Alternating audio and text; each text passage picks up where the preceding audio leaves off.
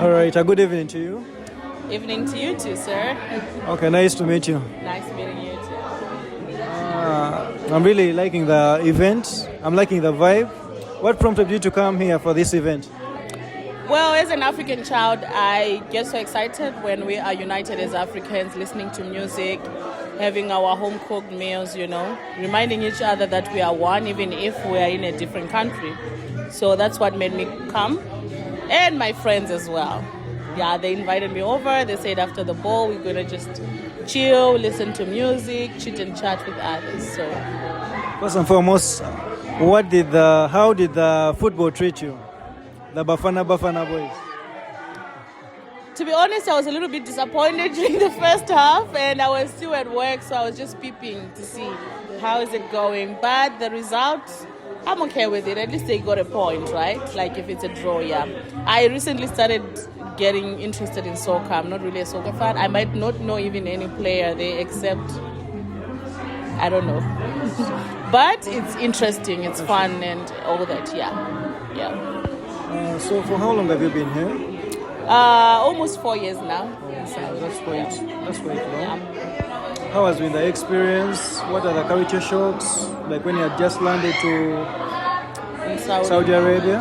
I can't say it was a culture shock, it was a weather shock because I came prepared for winter. I came in November, and they told me it's winter. So I was geared up in winter clothes, and then as I landed, I'm like, oh, this is hot. This is not the winter I'm used to. I'm used to -0, by the way. So now, why is it a little bit hot? When it comes to culture, I cannot say I was really shocked because I'm exposed to Islam, the Islam culture. I've got Islam friends, Muslim friends.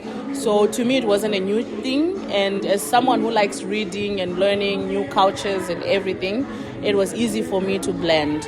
My only thing maybe was, I can't say it was a shock. No, not really. Like prayer time reminders and all of that.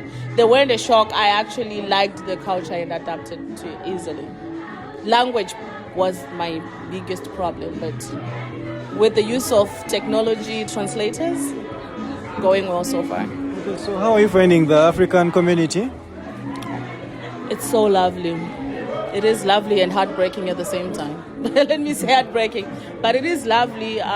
I love African people. I'm an African girl.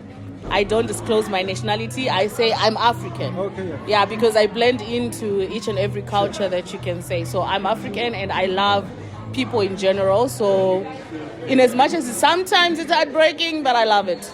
I love every African human being ever. Like I easily make friends. Yeah.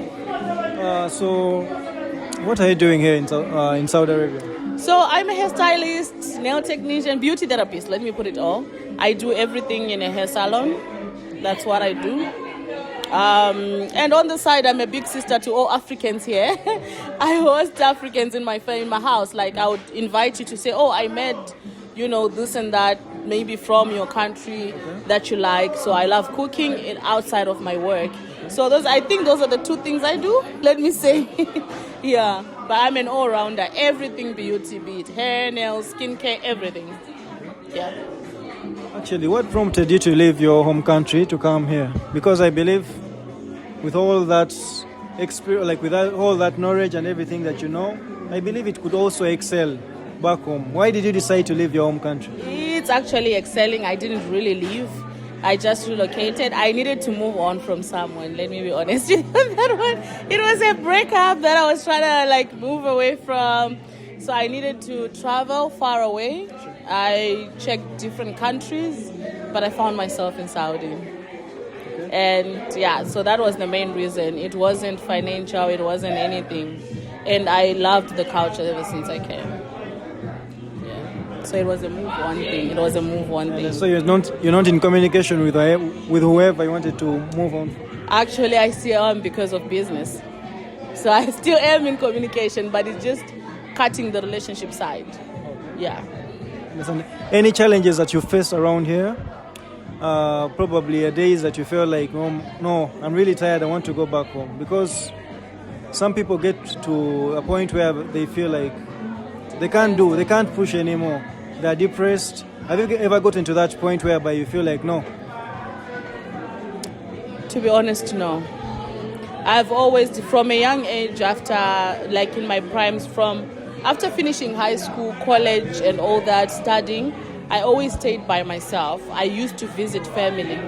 So as long as I'm in connection with them over the phones, when I travel home, of course, we meet and that. But I'm used to staying alone. All my youth, all my 20s, from the time I started working while studying in college, I've been alone. And I create like families here. Yes, they are not my blood relatives, but I come from a very small family. So I do miss my mom, but I can't say, oh no, now I'm crying over. No. No. Okay. I'm good. Okay. Just because you told me but the reason as why you left your home country was because like you wanted to move on from someone. Did you find someone here? Not yet. For all that long? Well, yeah. Honestly speaking, I wasn't looking to like settle. So with me. Anyhow, do we have dating here? I did try to date, but the person moved from Saudi to another country, and the relationship just got anyhow. Then I tried again, but we are during a separation period, with someone. Sorry, but it was all good because it's not like I was looking into dating and settling. With me, I believe in dating and dating for marriage. Okay. So when I met this person last year in my whole singleness, like very single, after that one moved on and the relationship had hiccups, I was like, okay, label yourself single, girl. But I wasn't searching. And there are things that I'm still doing as a Christian, growing my spirituality and all of that I felt like I need to be somewhere so I can be able to accept a relationship fully. So honestly speaking with you, I am not in that dating pool. Yeah. But would you recommend someone to date around Saudi Arabia? Love can be found anywhere. Love is everywhere and anywhere. The first thing is love yourself first and you're attracted. Right? So if you want it, I believe that you can get it. So I do recommend, if you meet out there, I want to cook for like Saudi African wedding. That's my wish one day. Yeah. Yeah. So do you believe in dating like cross nationals, like dating, for example, a South African dating a Kenyan, a South African dating a Zimbabwean? Yes, that's how life should be. I mean, I love that. I'm a big fan of that. From my home country, now you're making me spill the beans on my dating thing. I only dated one person from my home country. Really? Yeah, the person that I tried to move from is not from my country, not same tribe, different language, different culture. And I loved it. So I think I'll forever be in support of culture exchange. I mean, I thought it was being done a long time ago in the African communities where this princess gets married to another prince from another kingdom to build strong relationships. So I do believe in that. So please bring us mixed blood kids. Actually, I think we should have an episode where we're going to be discussing about such kinds of conversations. Only that today we're going to be having a brief conversation, but maybe later on I will be hosting you so that we can have a lengthy conversation about different, because I believe there's a lot that we're going to leave out. Yes. Yeah, but for now, maybe you can just talk to people outside there to advise them on how to treat, Be free, yeah. Open your heart. Open your mind, open your soul. Maybe my soulmate is in Nigeria or Kenya or Ghana, Maybe they are in the US, maybe they're in the UK. So just explore. I don't mean to say sleep with everyone. No, abstain. That's my my motto. And do not, for men in Riyadh, please do not approach a girl if you do not have pure intentions with her. Rather make it known that I only want certain things and that's it, than to make a girl believe in, because it's actually an awareness that I was trying to start to say, can we stop emotionally and mentally abusing each other? Because that's what I've seen. Me being a therapist and a behavior person, like I'm big into that, on how people behave, their mental health state. So I saw that so many people are emotionally and mentally abusing each other while we are here, and that's why most African nationalities are scared of each other.